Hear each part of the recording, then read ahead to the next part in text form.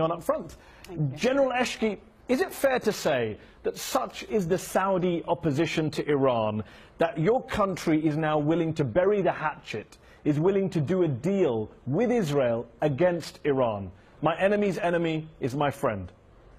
This is not accurate from me because Saudi Arabia against the regime of Iran, and Saudi Arabia different point of view from Israel. Israel worried about the atomic bomb, but Saudi Arabia worried about Iran to interfere and to destabilize the area in Arab countries. For that reason, there is different point of view between us and Israel. But what do you want the relationship between Saudi Arabia and Israel to be? What do you want it to be like? Saudi Arabia want Israel announce that they accepting the Arab initiative. Then we can discuss with Israel, maybe Palestinian discuss with Israel, and Saudi Arabia support that. We don't like Israel become isolated in the area.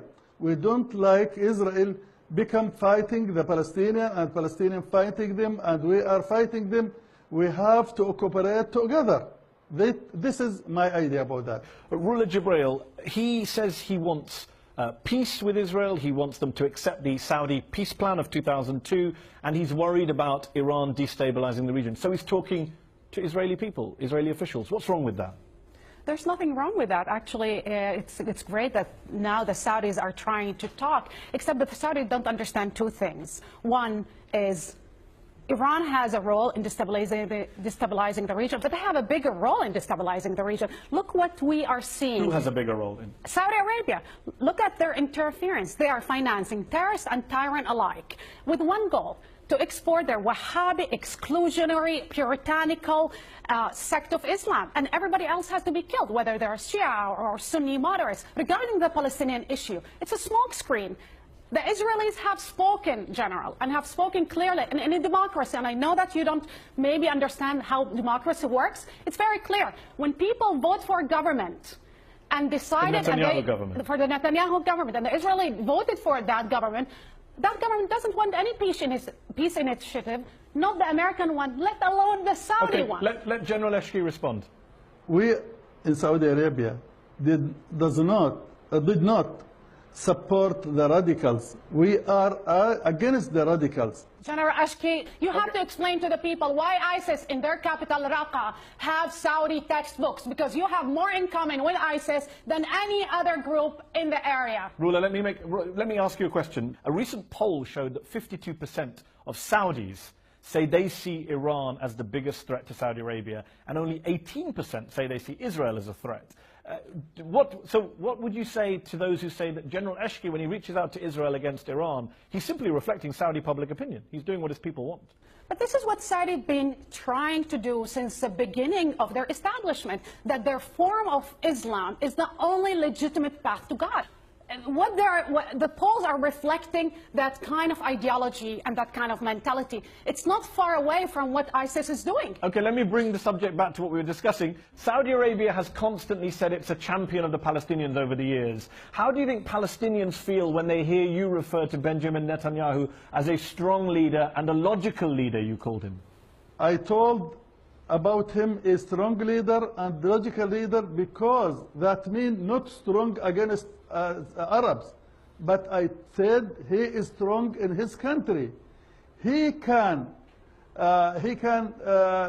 announce about that, because the fanatics in Israel, the radical in Israel, when they accept the initiative, all the Israeli will accept that. Let's let the smoke screen aside. You are actually dialoguing with a right-wing government who's oppressing Palestinian peoples, negating them any kind of rights, that is actually very vocal about annexing the whole land. General, what you are doing is actually selling out the Arab cause, the Palestinian cause, in the name of one thing: Wahhabism and anti-Shiite sentiment. The Saudi, we didn't make difference between Shia and Sunnah. I am living with Shia and Sunnah in Medina. No any problem with that. But Iran tried to use that to make separate for between Shia and Sunnah. A lot of Palestinians say that Saudi Arabia is willing to bomb Yemen for 6 months, the poorest country in the Middle East. But when Israel is bombarding Gaza, there's no Saudi Air Force in sight. There are no Saudi troops ever coming to the rescue of Palestinians in Gaza. What do you say to them? Yeah, not Saudi Arabia only. We are not bombing the people. We are bombing the But you're the taking store, military action in weapons, Yemen. The rockets and like that. Well, actually, you've actually bombed lots of dairy factories and power And rocket, stations. But deal with the bigger point, that you're willing to take military action in Yemen, but you never take any kind of steps to physically protect the Palestinians in Gaza when they're being bombed. That's what a lot of Palestinians say. The difference, I told the Iranian about that. I told him, you support the Palestinian by weapons, but we support the Palestinian with the money. When we support the Palestinian with money, we want them to live, General. to live good.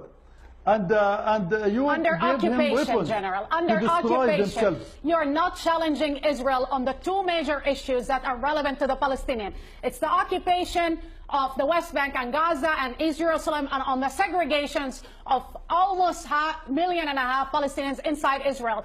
You not only betray the Palestinians or even the Israelis, who I hope are not delusional to rely on you, you're betraying the whole Arab Muslim cause. General, we've got